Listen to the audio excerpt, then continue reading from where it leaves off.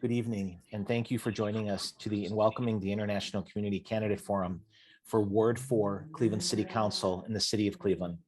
At Global Cleveland, we're excited to host this non-political, non-endorsement, community-centered conversation.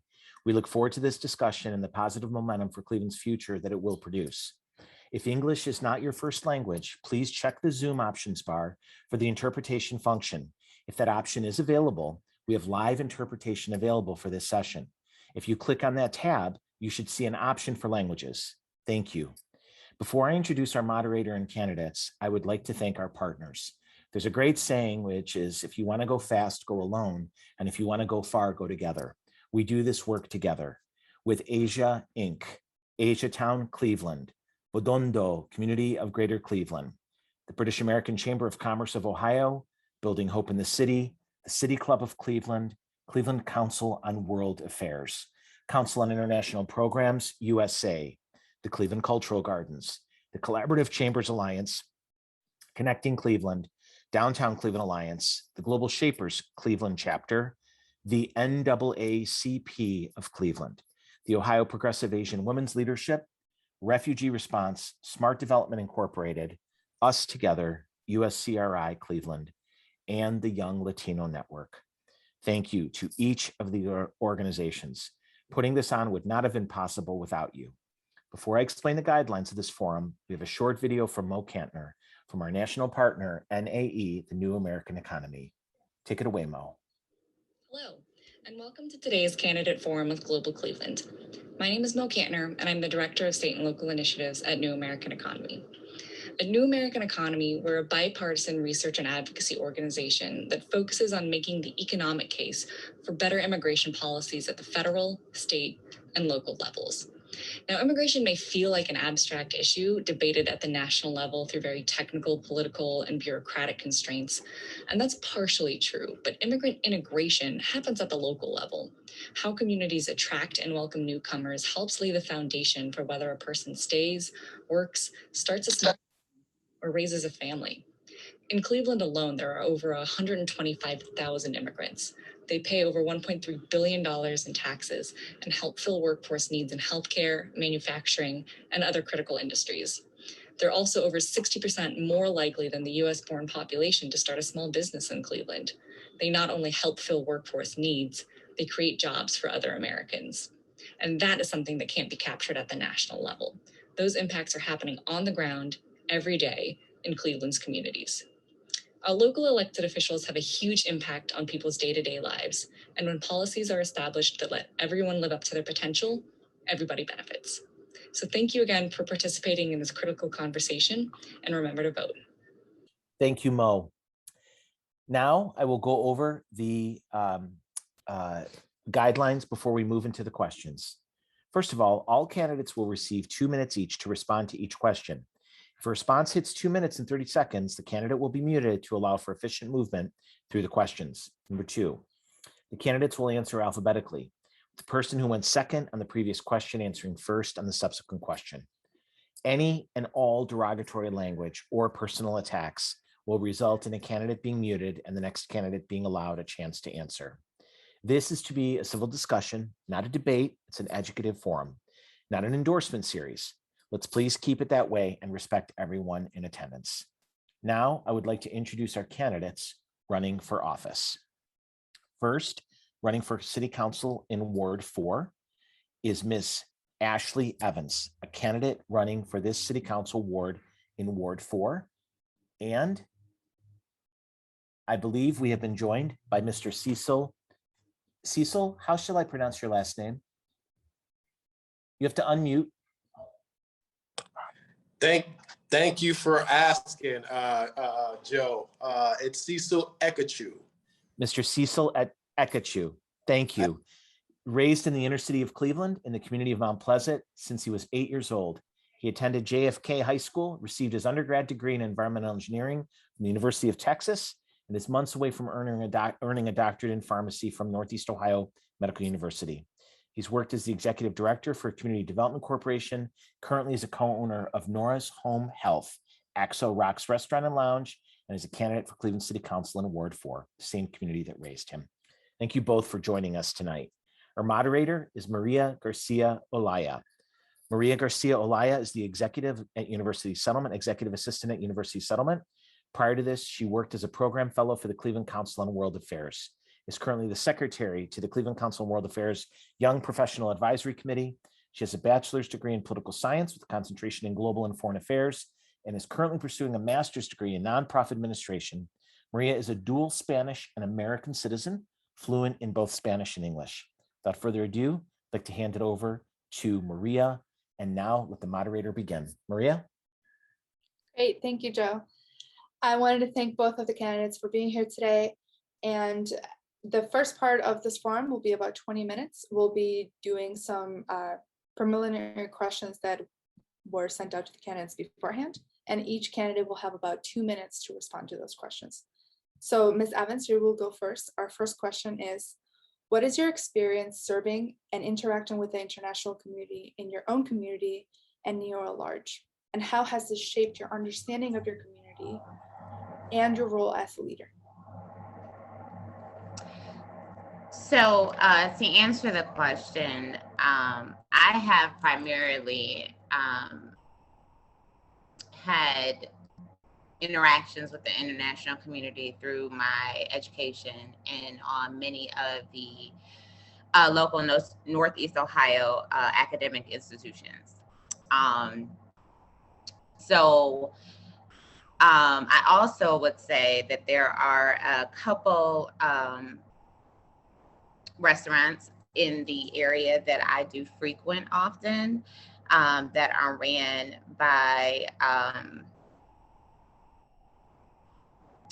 immigrants, or I would say children of immigrants at this point. Some of them have been long-standing institutions in the area. So as far as shaping my understanding, I still have a lot to learn. I'm gonna be completely frank and honest about that. But I do feel that in most of the relationships that have been built,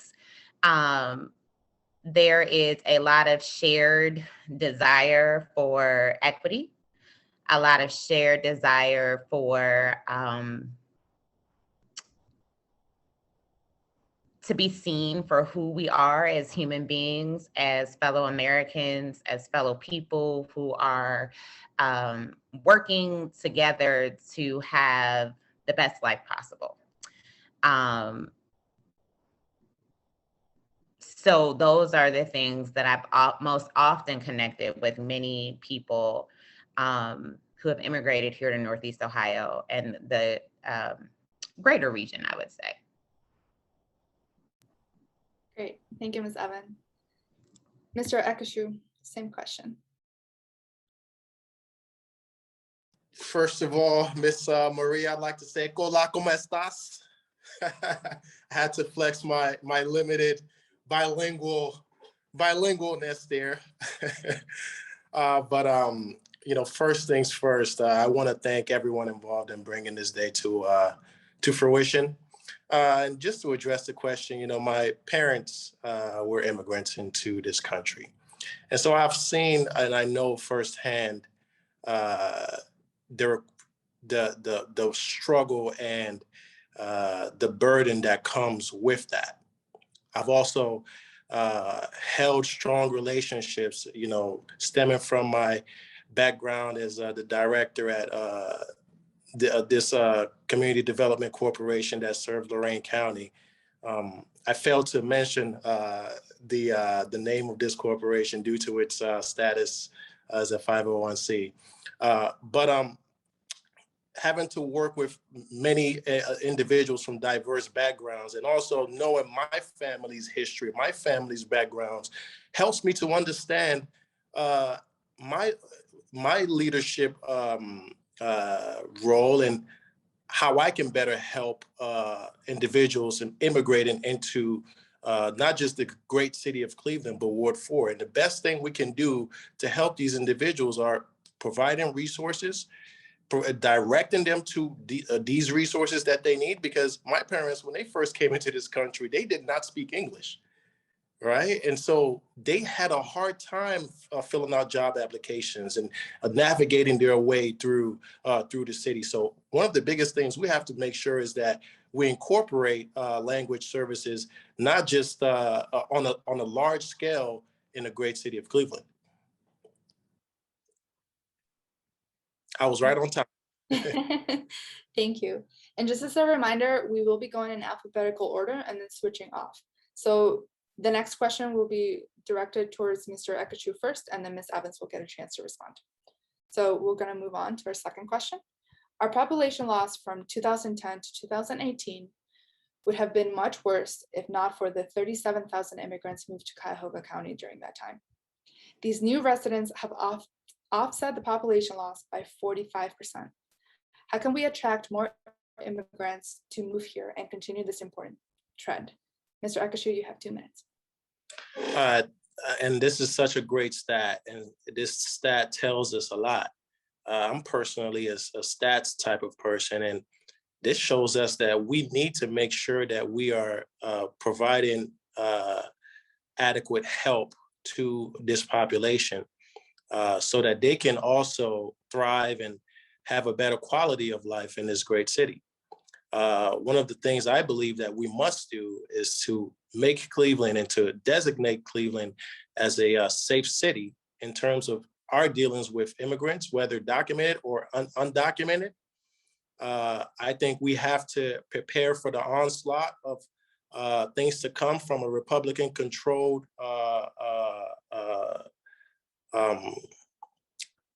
Congress that usually around this time will try to target immigrants, and we have to make sure that we make sure that Cleveland is designated as a safe city.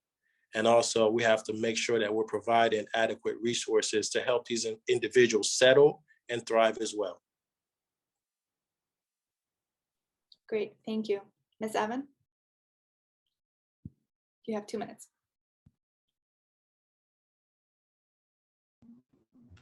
So I believe that we need to do what's necessary to make our communities attractive and attractive to all.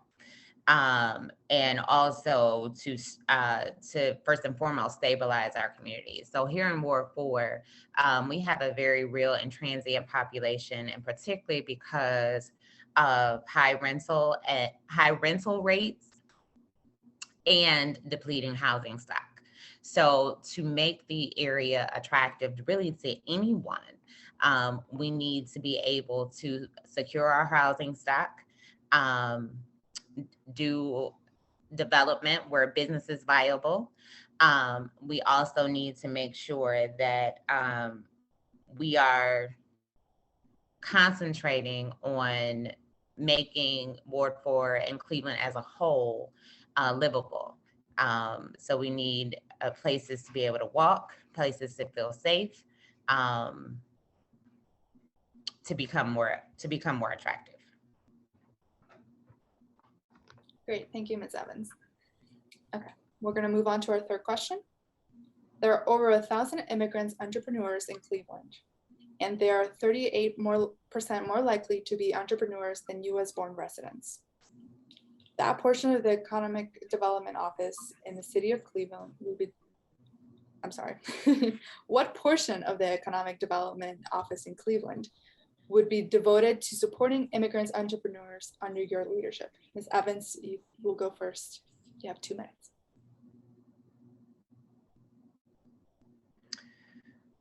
So I struggle with this question.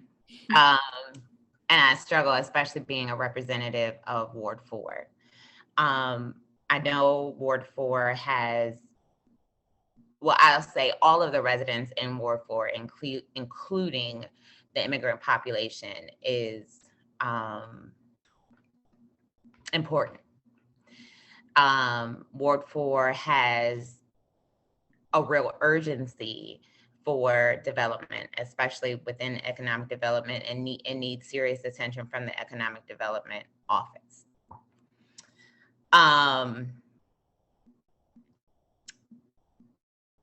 But the direct percentage, or my conflict is trying to deal with the development and the economic needs of the current residents, versus, again, attracting anyone else. So I think our priority first needs to be dealing with the economic needs of those who live here. And the size of that economics that's devoted to immigrants has to be directly proportional to the size of the immigrant population. I would say throughout Cleveland and directly within Ward 4. And we still need to be able to shore up the needs of those that already reside here. And I will, I guess, be very candid and clear, that of the African American community that is here. So we've been struggling for a very long time. There are many entrepreneurs in the African American community who are looking for resources, who are in need of resources, and we need to find ways to bolster their opportunity as well. Great, thank you, Ms. Evans. Mr. Ekechukwu, you have 2 minutes. Thank you, and I think Ms. Evans hit the nail on the head there. I think anyone can become an entrepreneur if given adequate support and pointed to the right resources. During my role as the executive director for this foundation in Lorain County, we worked with a lot of individuals and making sure that we provided adequate support in terms of grants to help the right ideas take off. I've also met individuals here in Ward 4 and also in Cleveland who've worked and received grants from community development corporations such as Burton Bell and Carr and the St. Luke's Foundation. And yes, we need to make sure that we are supporting our immigrant community, because they do most times come with the ideas already packaged and ready to go. But we also need to make sure that we're supporting individuals who have the ideas but are not yet packaged. One of my plans is to make sure that we are growing ideas organically in Ward 4 in order to start viable businesses and to maintain those businesses here. And most times it may be an immigrant or it may not. But I think once you provide the opportunity, the resource, I think everything else is the recipe for success. Great, thank you both. We're gonna move on to our 4th question.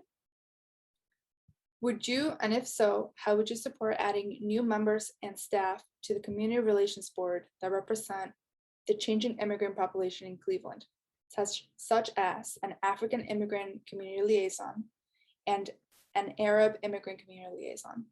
Mr. Ekechukwu, you will go first and you have 2 minutes. Thank you.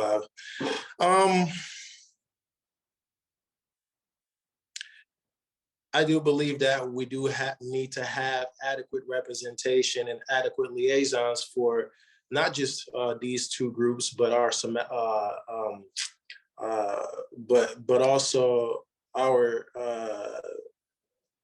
Jewish population as well that is growing in Ward 4.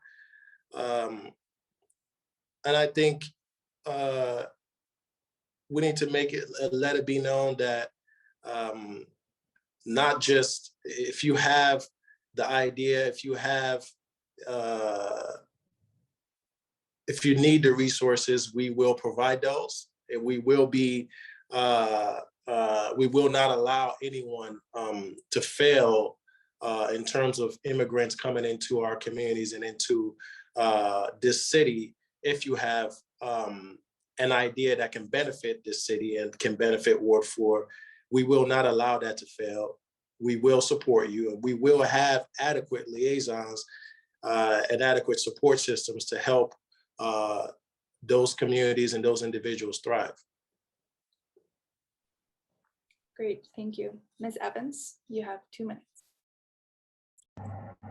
So I would absolutely support having any person that represents the immigrant community and other communities that don't tend to be represented as a whole. You know, it is one of my focuses in Ward 4 will be community engagement, and to be able to lift up the voices of those people who are looking to create avenues that benefit the community as a whole. So for those voices that are lifted up out of the process of connecting and building relationships, that have the perspective from the African immigrant community or the Arab community, the Somali, well, that would be African community, but I'm just aware of at least a few Somali residents that have lived in the area. But whatever they tend to represent or identify as, their voices need to be amplified. And through my position in council and through the efforts of connecting with residents, I feel like there's definitely room to be able to do that. Great, thank you, Ms. Evans. We're going to move on to question number 5. So on average, 500 to 700 refugees are resettled in Cleveland every year from countries such as Nepal, Afghanistan, the Democratic Republic of Congo, and Somalia. The Biden-Harris administration announced they will increase refugee admissions to 125,000 a year nationally, up from 1,500 this year. This means Cleveland's 3 refugee resettlement agencies will receive 3 to 4 times as many families as they did in the past year. How do you plan to open Cleveland for these new residents and provide refugees with the opportunities to contribute to Cleveland? Ms. Evans, you will go first, and you have 2 minutes.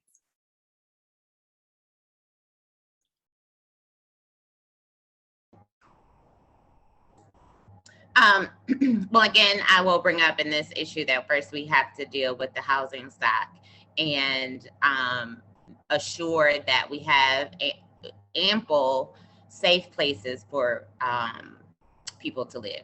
I do think because the decreased population, Cleveland is ripe for opportunity to help immigrants settle. We do need to be looking and using the resources from the community land bank, the Cleveland Land Bank and the Cuyahoga County Land Bank, to be able to clear some of our properties of whatever tax issues, and be able to also work with the Department of Community Development and Economic Development to be able to assemble these parcels and create these spaces for immigrants to live. So I think that's a good opportunity that Cleveland actually has, and there's many places in Ward 4 that actually can be done. And then again, it is making sure that any resources that are available to them through any of our service agencies, through our education communities, things of that nature are immediately given to them in the way that they understand, given to them based on what they see their desired needs are. So again, I want to be clear, this would not be a assimilation process, and anyone coming in to tell them what it is that they need, but having the communication and breaking down the barriers to understand what their desires are as they go forward in our community, and making sure that those resources are available to them and at a place where they are and how they're able to understand it. Thank you, Ms. Evans. Mr. Ekechukwu, you have 2 minutes.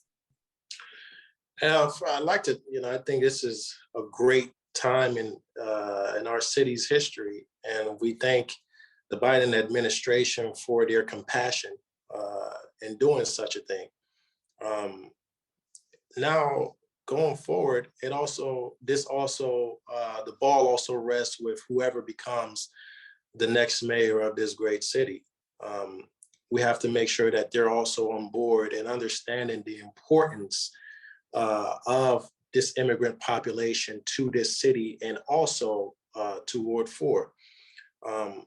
One of the biggest things, as Ms. Evans stated earlier, is to make sure that safety is adequate in Ward 4.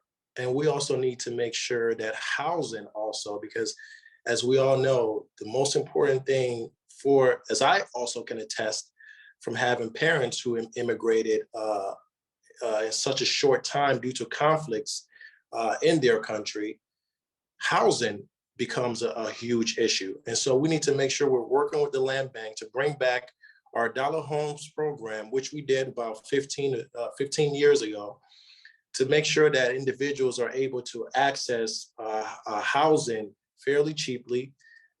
This will also help Ward 4, especially, which is seeing a lot of exodus from its communities. And so this is a welcome sight.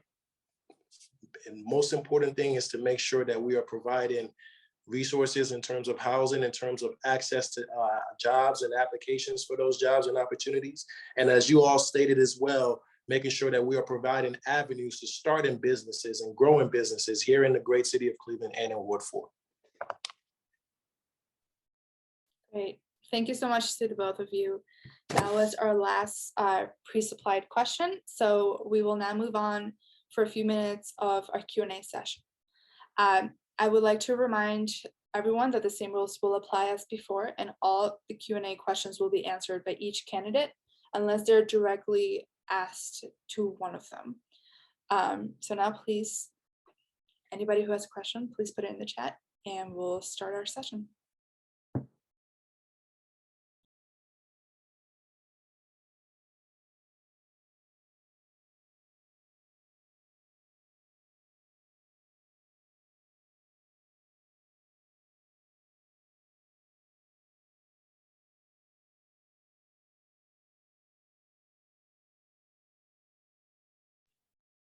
Okay, I see a question on the chat. So Mr. Ekechukwu, since you were the last one, you will get to answer first. How will you ensure language access in the city council? I'm glad, I don't know who asked that question, but I thank you for breaking the ice and asking that question. I think it's also a great question. I think we have a lot of individuals already working to ensure that this barrier is no longer existent in city jobs and many other avenues in this city. And so we need to make sure that we are working with those individuals and making sure that these resources, again, are being provided in ways that individuals of various languages can use and can actually be of help to them. But again, I've already met so many individuals at work doing this. The main thing we have to do is shed that spotlight on them and also make sure that we are connecting them with our global community. Great, thank you. Ms. Evans, same question. How will you ensure language access in City Council? So I think that, for example, we are currently trying to give language access during this Zoom session. So first of all, using technology. We have come through a pandemic that has required us to social distance, and we've used YouTube and Zoom and everything else. And they do, and I would say probably for a long time, because they're global companies that operate on a global level, have the ability to give some translation services. But additionally, just like we see in hospitals and other institutions, there are translators that have translating services. So as best that we can, in identifying the individual populations at least to even begin with, for those that have a majority, translators can be used. Just in the same way that we could discuss translation for the deaf community, having signers available in City Hall during City Hall sessions and meetings could be that's necessary, and it could be additionally used for the other immigrant population. Great, thank you. I see one question in the chat, and this will be our last question before we close for the night. So what are, Ms. Evans, you won last, so you will go first this time. What about housing availability for new immigrants without much credit? So housing availability and the use of credit just has to be rethought, period. We have faced so many economic challenges over the last 10, 15 years that credit is just not a system that we can continue to rely on to make secure housing available to people. So we do need some innovative methods to make housing available in the city of Cleveland to low and moderate income people who may have had damaged credit. And then, of course, make that accessible to the immigrant community too, as they come to, there goes that dog I told you guys about. As they come to our communities. So we have to take a look at expanding current programs to some higher, more moderate income levels. We have to look at some current housing programs that are, that are sometimes, and not to eliminate those things that are directed to seniors, but we need to also just understand that the senior population is not the only population that is struggling. And unfortunately, if the younger generation, those of us who are still working, continue to struggle, will not be able to support our senior population. So we have to get back to, we can do things, I think, with Habitat for Humanity, who I know was working throughout Ward 4 at least a couple of years ago. I'm not sure of any current things they're doing, but I know that they were working through that using sweat equity. I'm a big proponent of sweat equity, and anytime that we can figure out a way that people can actually begin to invest in their lives and into their well-being by actually kind of getting down and dirty. And the fact is I just believe that people will, if they believe that it's going to pay off. So it's not about punishment or the labor factor, just about, again, creating additional opportunities to access that's not relied on credit, that's not relied based on your job that is probably not stable. So we have other abilities that people can, other things that people can do to create equity in their home, in their selves. Thank you, Ms. Evans. Mr. Ekechukwu, same question. That's a great question. I think we're actually at a great time in the history of our city. And I think, I really hope individuals here in attendance, I hope you also communicate with your families and your friends to also ask these mayoral candidates this important question, because it is very important. Housing is a very important aspect to immigration.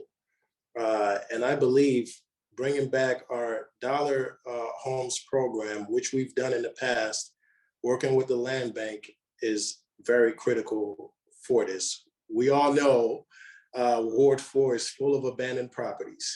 We all know it's full of blighted properties, but those are actually opportunities, whether it may be working with Habitat for Humanity, or whether it may be rehabilitating some ourselves, or whether it may be, again, giving out these properties for that dollar to individuals who have the funds to rehabilitate themselves. I've met so many individuals, especially immigrants, who come into our community when I'm knocking on doors, who have the idea, who have the willingness to rehabilitate these properties themselves.